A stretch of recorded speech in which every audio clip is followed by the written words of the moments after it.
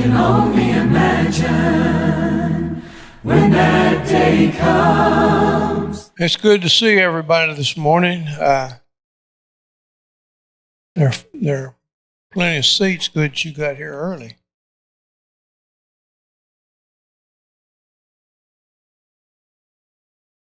Seeing cracks like that's why I never made a comedian. Anyway, it is good to see you. Let's have a word of prayer as we begin. Our Father, we're thankful for this good day and for the opportunities it affords us to come together as your people and to worship and to put our minds into a focus that is designed to honor you and to delve deeply or more deeply into the Word and to have it become a part of us. And we pray that what we say and do here today will be acceptable in your sight.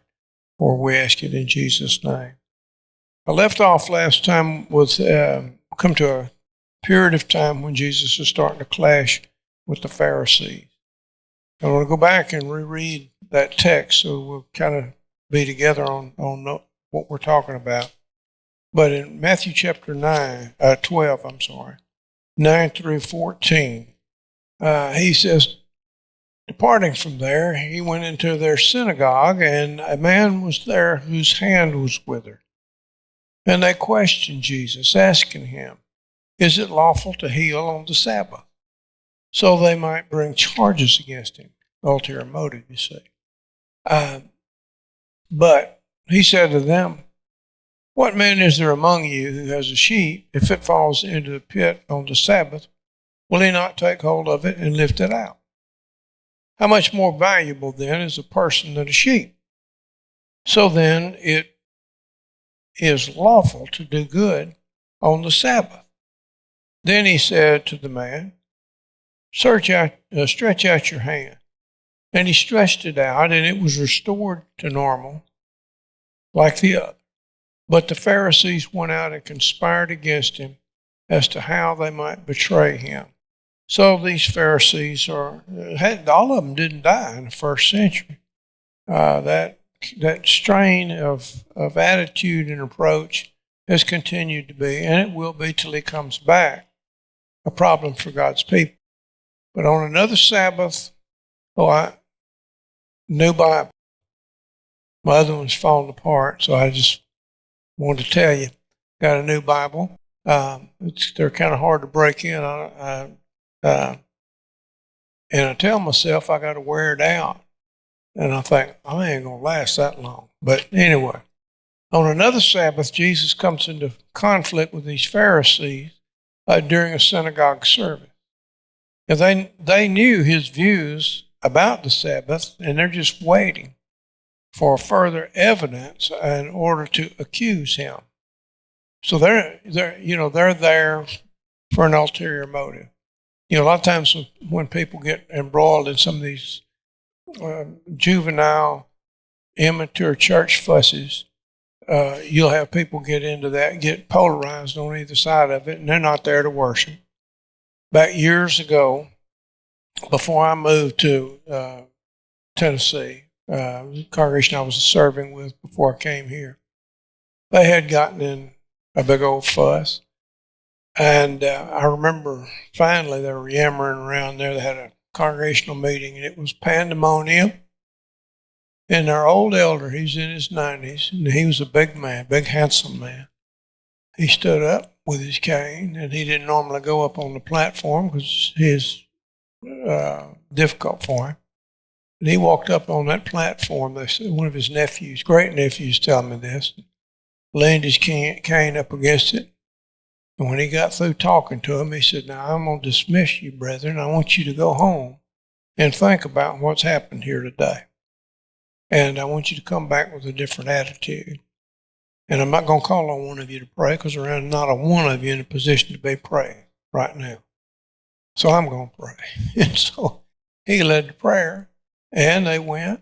And that night, about probably 3/4 at least, the congregation came forward. He was the uncle, and he was kin to all of them. And only man in the world that could have done that, but that's exactly what they needed. Now, we were there 6.5, going on 7 years, never a peep or a hint of anything like that. They taught themselves, they gave themselves a spanking with that because it was a thing hard to get over. But they did. And we worked together. But it's that these people got that same attitude. They're not there to worship the Lord. Of course, the Lord was among them, and they refused him. But they're there to see what they can get on somebody. And there are times that things have to be challenged. I don't have any problem with that. But you need to make sure of the facts. They may have arranged for that man with a withered hand to be present, knowing that bunch, but they anticipated that Jesus is going to have compassion on him. Isn't that a terrible thing? Oh, we show him somebody that's sick, he's going to have compassion on him, so we'll get him right there. That's the kind of poisonous attitude that they have. And then he said, we can jump him whether such action would be legal on the Sabbath. So Jesus just, does a counterpoint. Is it lawful on the Sabbath to do good or harm? To save life or to kill? Y'all tell me. Who, if one of his sheep, one of his stock falls in the pit, is not, that's where they made a living. So, yeah, he's going to go after it. And all of them would. And they know that. So to clarify what he meant, Jesus used the illustration of this man whose sheep has fallen into the pit on the Sabbath. Should he leave it until the next day and it'd likely be dead?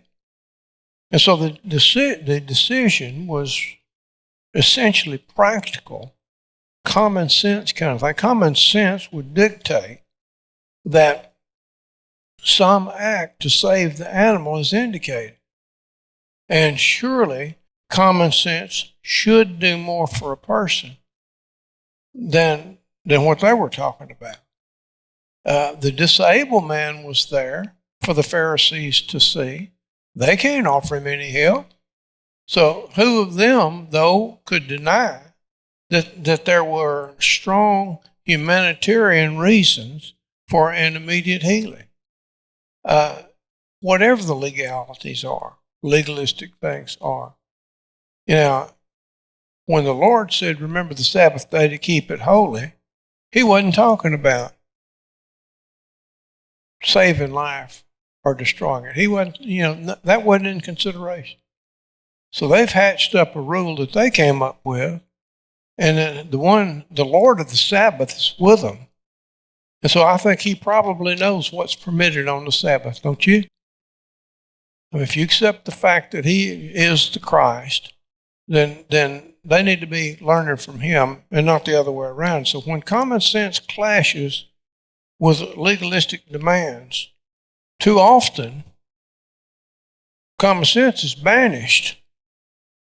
And what prevails is something that's disgraceful. The Pharisees failed to see that their attempts to protect the Sabbath were actually undermining its basis. There's a principle in the law that Brother Dobbs used to talk about, that the exception proves the need for the rule sometimes. There's not a rule hardly that you can come up with that doesn't have some exceptions sometimes, where you have to go and take action. Mark says simply in his account of it, Mark 3:1-6, that they were silent. They had no more to say. They dared not choose either alternative Jesus put before them. We're going to see one in the sermon today too. They couldn't admit that the Sabbath was doing harm. They couldn't say that. Or for destroying life. That emptied the synagogue pretty quick, wasn't it? And so they knew that if they admitted that it was for doing good or saving life, Jesus was going to point out that this was exactly what he's doing. So, what's your boys be? And Mark adds that Jesus looked around at them in anger. What do you mean Jesus got angry? He got angry more than once. When they desecrated the temple and made it a house of thieves and money changers, ripping the people off, what'd he do? He blew a gasket. And he's probably a pretty healthy young man. Well, he was a young man, and I imagine working in Joseph's carpentry shop and what have you. He's in good shape, walks everywhere he ever went. So he just turning the tables over and had a fashioned a whip and went to work. And everybody was hunting somewhere to go. I had a guy one time try to argue in class, or he did, that Jesus wasn't angry. I said, well, brother, all I can ask you is this. Would you please explain to me what else he would have to do to be angry? And we're talking about clearing the temple out. As a righteous anger, they had desecrated his father's house. It's his house, too. But he was angry, and he looked at them, and he was grieved because of their hardness of heart. And their silence hid nothing from him because he's reading them. Their silence spoke more eloquently than words in this case.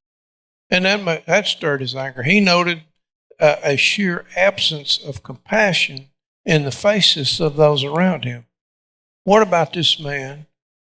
And it's probably a painful condition as well. He's got a hand he can't use. That's a pretty big deal. That's a pretty big handicap.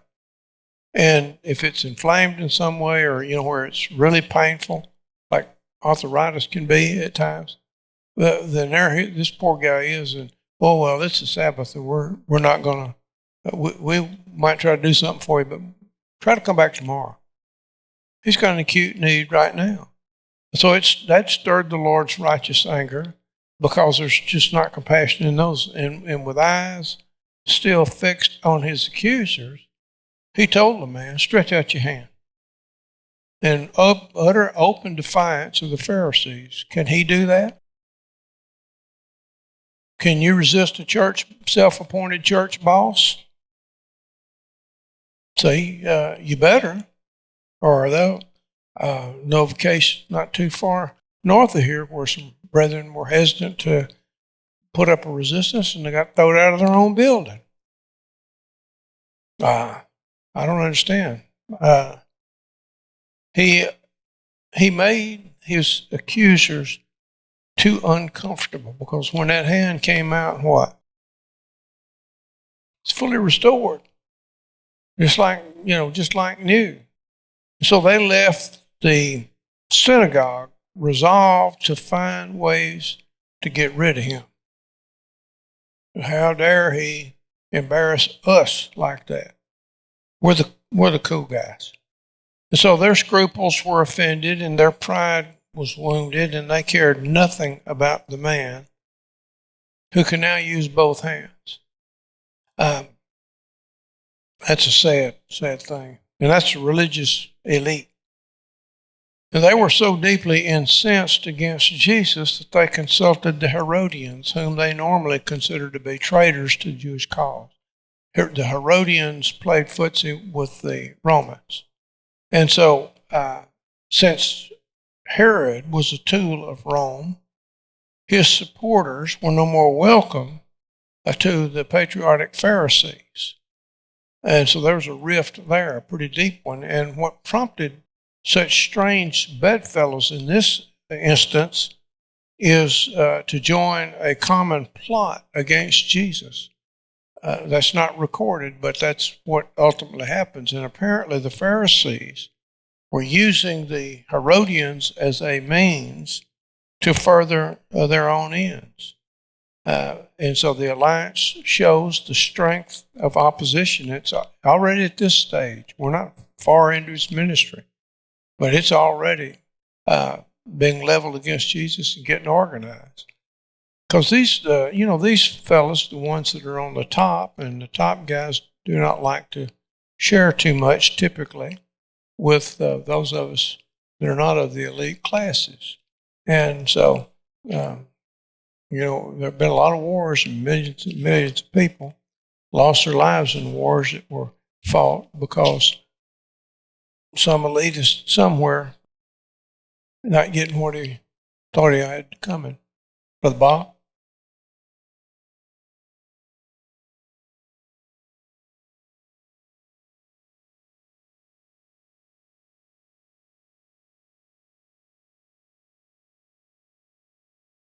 Yeah.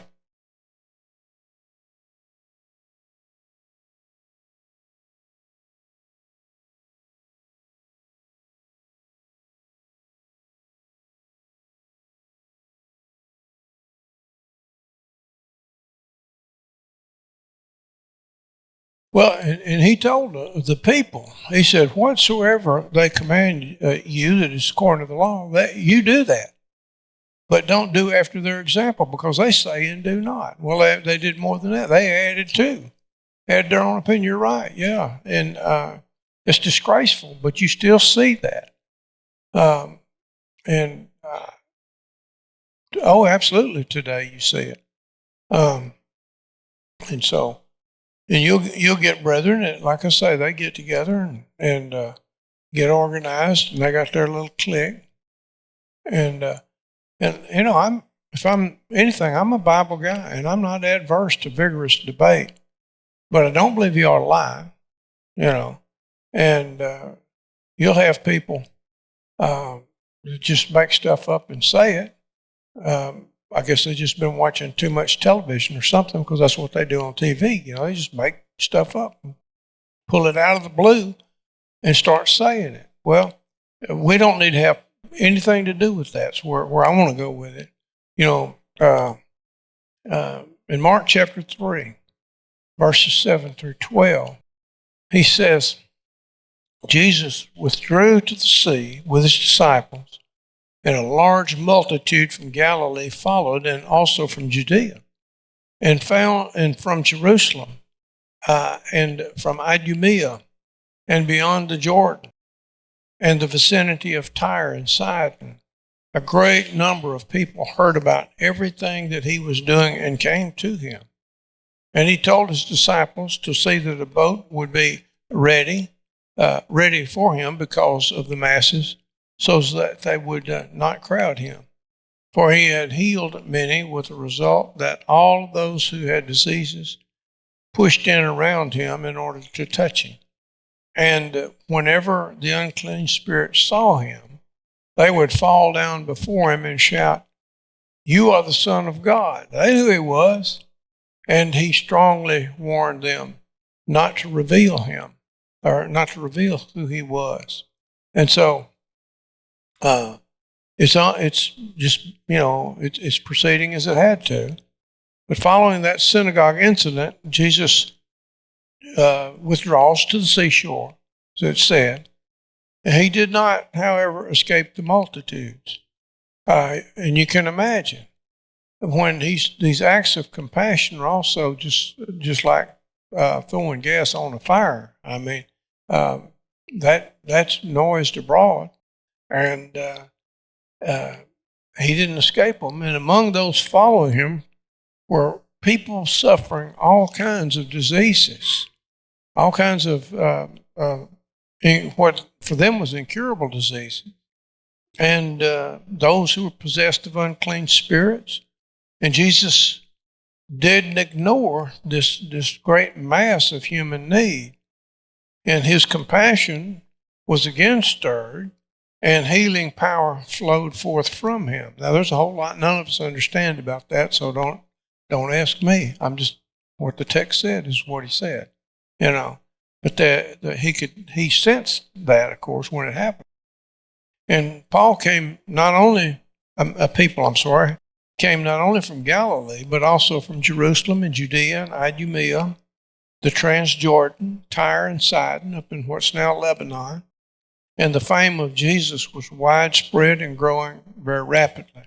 So, boy, the Pharisees thinking, we better get busy, and the Sadducees.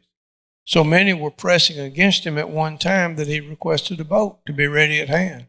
Because you know, when a big crowd gets excited and all like that, people can be trampled. And, of course, and two, if you got on a boat and went out in the water, that water echoes sound very effectively.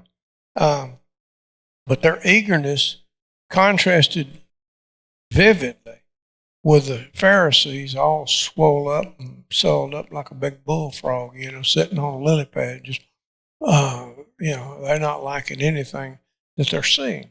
And so there it is, and above the clamor was heard a cry from the unclean spirits. And they're calling Jesus Son of God. Wonder why? Because that's who he is.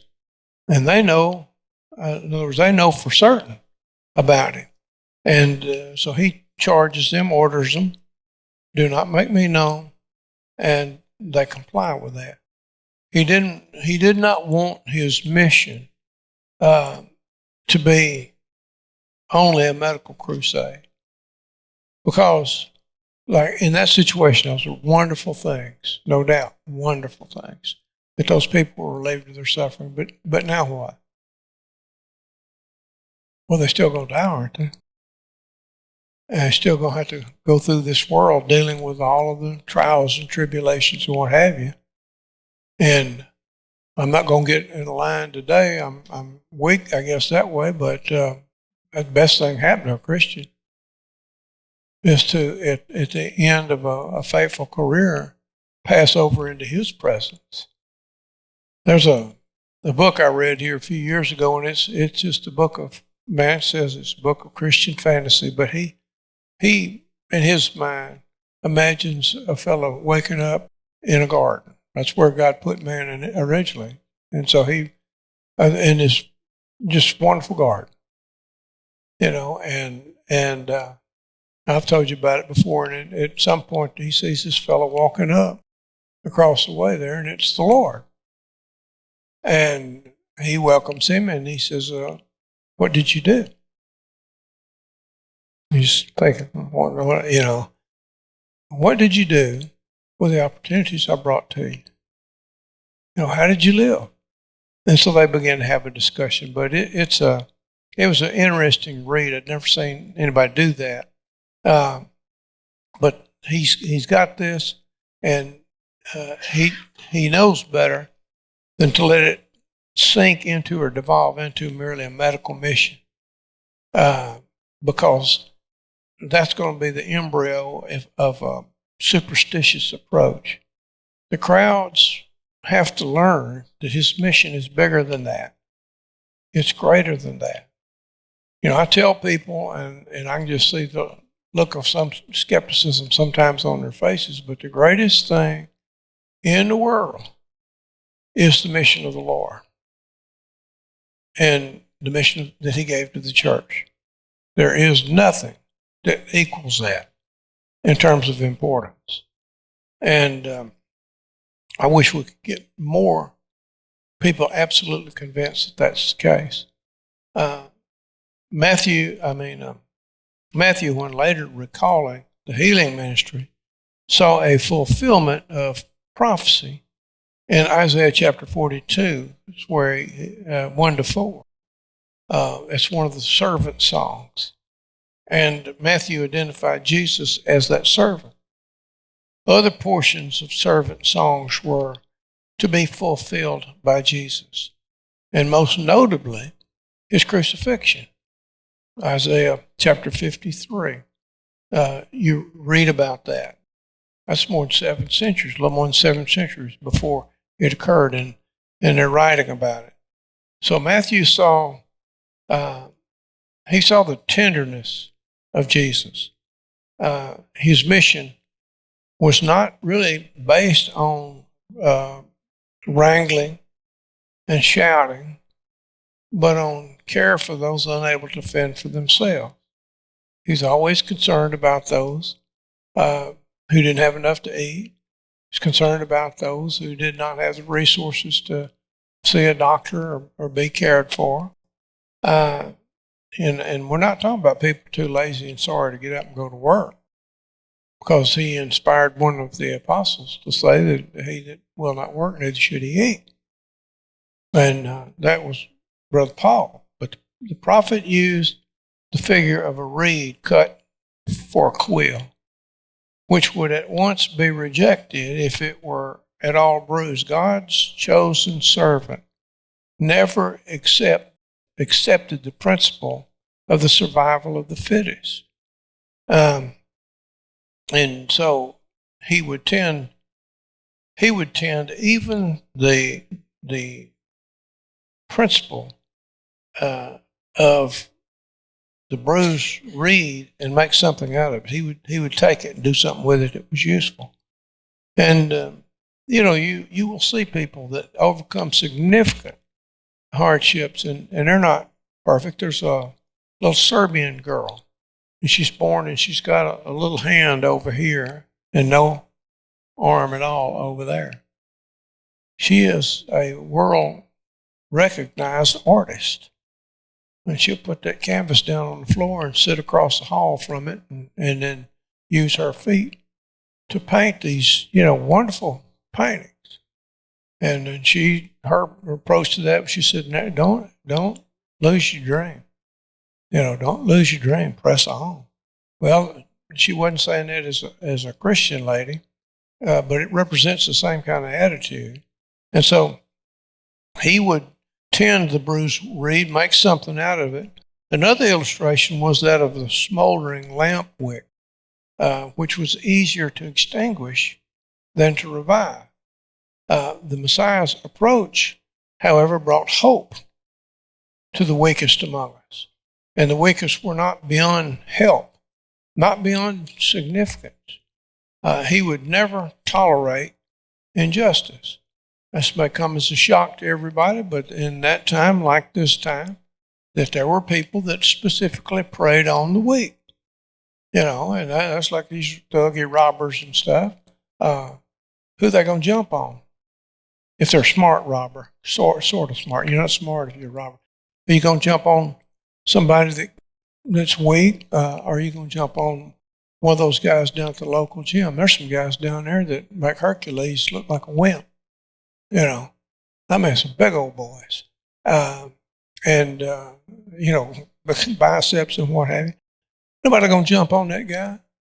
They're going to look at that and say, not today, but they'll mistreat the weak. Jesus didn't tolerate injustice. He still doesn't tolerate injustice. And against this background of popular acclaim, he's very popular with the people because he's showing attention to folks that had no hope. And again, the Pharisees show up because they're stalking him. He knows that. Jesus is back home and the crowds are still pressing him. And Mark says that he and his disciples are so busy that they don't even have time to eat. And his friends thought him to be mad. They thought he's moonstruck or something. Something wrong with him. He's gone crazy. And they made that kind of a snap judgment, often made by those who take no time to assess the situation, no time to discover the facts. They said. I tell you what, I'm looking for that they said character. And you can tell they said that I said. I'm looking for you, because they said need somebody to go upside his head, silly thing. But folks will go on that, won't they? They'll go on things that people hang it out there, and they've decided they kind of like this person, even though they don't know him very well. But they said it. Okay, what are the facts? Justify it. Put the facts out there, if that's the case. Let us see it. And a lot of times they scamper away at that point. He and his disciples just overwhelmed, and his friends concerned about him. But they saw only the pressing crowds and heard the resultant commotion. They had not witnessed the Lord's ministry of mercy that brought all that commotion about. Two opposite reactions followed the healing of a blind man and a mute demoniac. The common people were amazed, but the Pharisees, here again, they're critical. The common people wondered whether Jesus really was. Might this be the son of David? Is this the one, the long-awaited Messiah? This could be him. And so the Pharisees are convinced, oh, no. Well, in point of fact, he is a direct descendant of King David. You go into the genealogies in the New Testament, I mean, there it is. And but the Pharisees, they don't believe that. And they claimed that he was in league with Beelzebub. Beelzebub was a popular name for the prince of demons. And so he's doing all these wonderful good things, but yet he's doing it in unison with, with a pact or a treaty between himself and the prince of demons. Now that, I mean, is Senator Kennedy from Louisiana would say, that's industrial strength stupidity to make a comment like that. I mean, it's just absolutely absurd. You think the devil is going to make a league with anybody that's undoing the stuff that he did? How much sense does that make? Just on the surface of it, how could such opposing estimates be drawn of the same elements? Looking at the same evidence. They can't. The Pharisees were already prejudiced against Jesus, and their prejudice was fertile soil for wickedness. Their charge against Jesus was sufficiently serious for him to answer it, and sufficiently important for all of the synoptic writers to record it, Matthew, Mark, and Luke.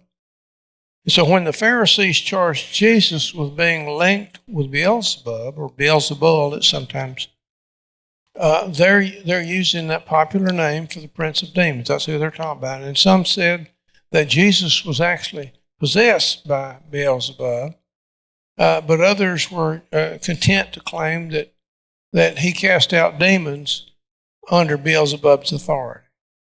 Still others wanted some further sign. Now, what have they been seeing at a rapid pace? What have they recently been seeing? Hello.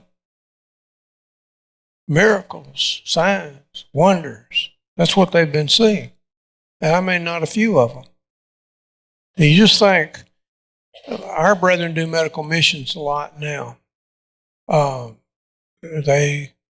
The Baxter Institute in Guatemala hosts some. There are others. I don't know how many there are. A bunch of them. And, they line these people up that maybe never been to a doctor before. And they go to work on them to try to help them. I imagine that was somewhat like it was with Jesus.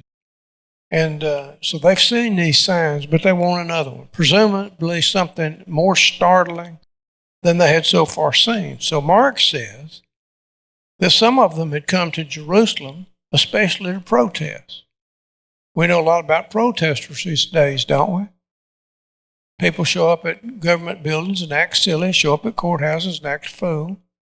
And I mean, you have a right to protest, you have a right to raise questions and all of that, but you do not have a right, nor are you compelled to act silly. That undermines your case. You're out there, hollering, hooping, carrying on like somebody who's taken leave of their senses. That undermines the case, even if you had a point. And so you look at this, and their charges sound formidable, but they were nevertheless illogical and absurd. Jesus used two arguments to expose this. First, Satan would never do anything to weaken his own position. I mean, his ego is what got him in trouble, it seems, with the Lord. And so you think he's going to give up, in his mind, give up some ground, that he's going to weaken his own position? Never happened. No country ever strengthened its position by engaging in a civil war. I don't know now, but here a few years ago, I was a chaplain at the Sons of Confederate Veterans. It's a historical society.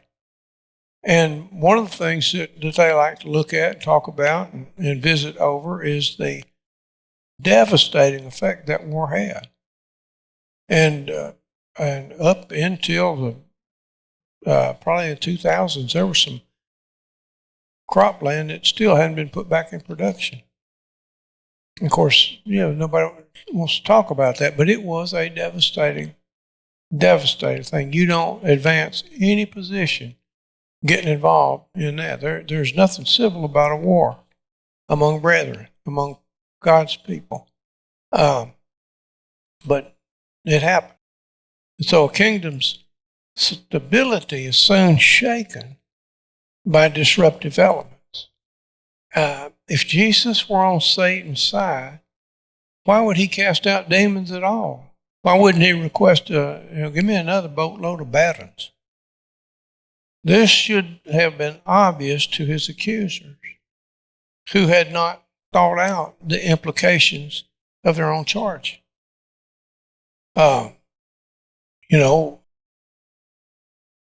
If I got a Nazi tattoo on me, that says something about where my head is, don't it? Or any other group that is opposed to that which is right and good. So this should have been obvious to the accusers, who had not thought out the implications of the charge. And secondly, the Pharisees' own disciples who practiced exorcism were in the same position as Jesus. And what happened to him would equally apply to them, would it not? So they were obviously not prepared to consider their own adherents to be in league with the devil, and the hollowness of their accusation is apparent. So it just sort of went away. In Matthew chapter 12, we'll go back over there, we see the devil meeting his match. More than that, really, more than meeting his match, but that's what I titled that section. The devil meets his match, Matthew chapter 12, 28 through 32. Well, there it is. But if I cast out demons by the Spirit of God, then the kingdom of God has come upon you. Or how can anyone enter the strong man's house and carry off his property unless he first ties up the strong man, and then he'll plunder his house? But the one who is not with me is against me, and the one who does not gather with me scatters. Therefore I say to you, every sin and blasphemy shall be forgiven people, but the blasphemy against the Spirit shall not be forgiven. And whoever speaks a word against the Son of Man, it shall be forgiven him. But whoever speaks against the Holy Spirit, it shall not be forgiven him, either in this age or in the age to come. So the logical source, well, and let's come on down and get verses 43 through 45. Now when the unclean spirit comes out of a person, it passes through the waterless places, seeking rest, and doesn't find it. Then it says, I will return to my house from which I came, and when it comes, it finds it unoccupied, swept and put in order.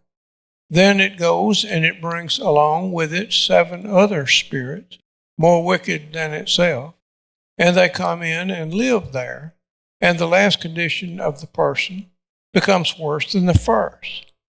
That is the way it will also be with this evil generation. So the source of the power of Jesus over demons, logically, sensibly, was the Spirit of God. And since the result was beneficial, we can say that with confidence. Because the devil doesn't do things beneficial. Had the Pharisees understood this, they would have perceived that the kingdom of God has come. Jesus pressed home his point with relentless logic. But he puts it in terminology that people can understand. He doesn't do the symbolic stuff. He doesn't say all that. But It's a logically ordered argument. And he says, a powerful man's house can never be plundered unless a more powerful person first overcomes it. Satan will not release his captives until he's met his match. And so the many cured demoniacs were indisputable testimony that that's what had happened. He's been undoing the devil's meanness since he started his ministry. And Jesus pressed his point for a decision. There was no room for compromise in this question of deciding whether Jesus was possessed by the Spirit of God or by the spirit of Beelzebub. Men must make up their minds one way or the other. Jesus established that. And those that could not discern the gracious ministry of the Spirit in Jesus' ministry must be opposed to him. They're driving people away from the kingdom rather than attracting them.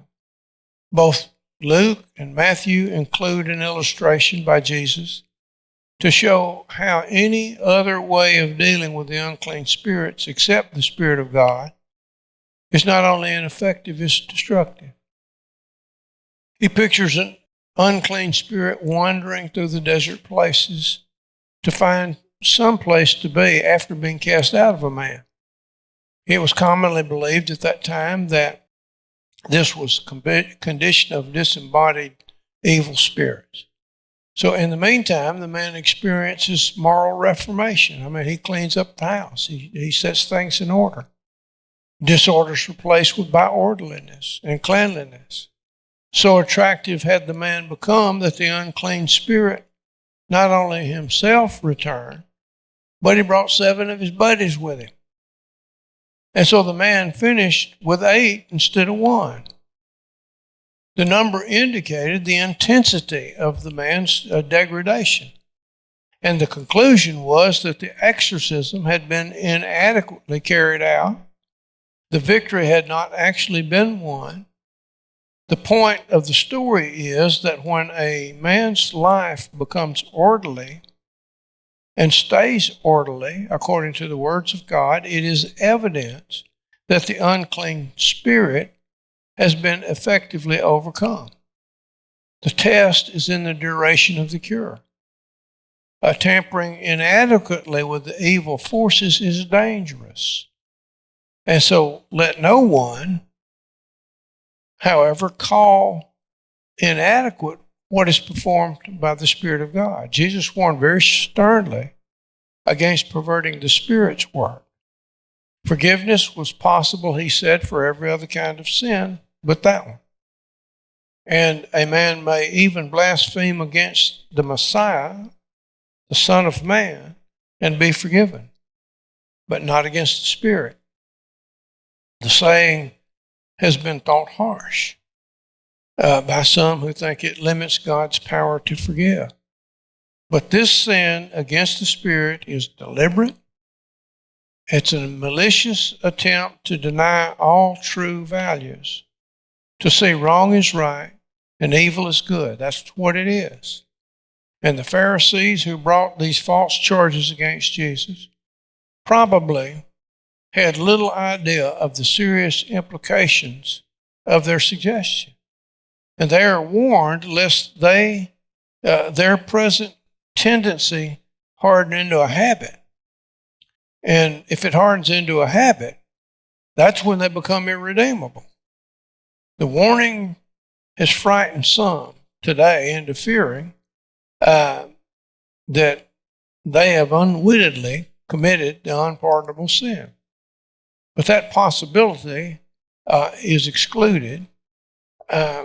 Those who are sufficiently concerned about this have not reached the hardened attitude. Man that's hardened his heart don't care. See, he's gone so far that he is not coming back. He can't come back.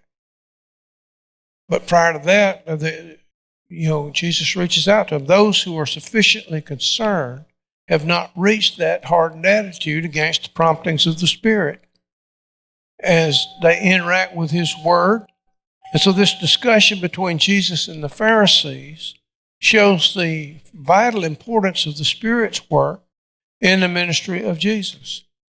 You can judge the work by results. Now, Matthew chapter 12, verse 33 through 37. I'm going to read that, and I think we'll probably get caught by the bell. Verse 33, either assume the tree to be good as well as its fruit good, or assume the tree to be bad as well as its fruit bad, for the tree is known by its fruit. You offspring of vipers, how can you, being evil, express any good things? For the mouth speaks from that which fills the heart. Think about that. Remember that.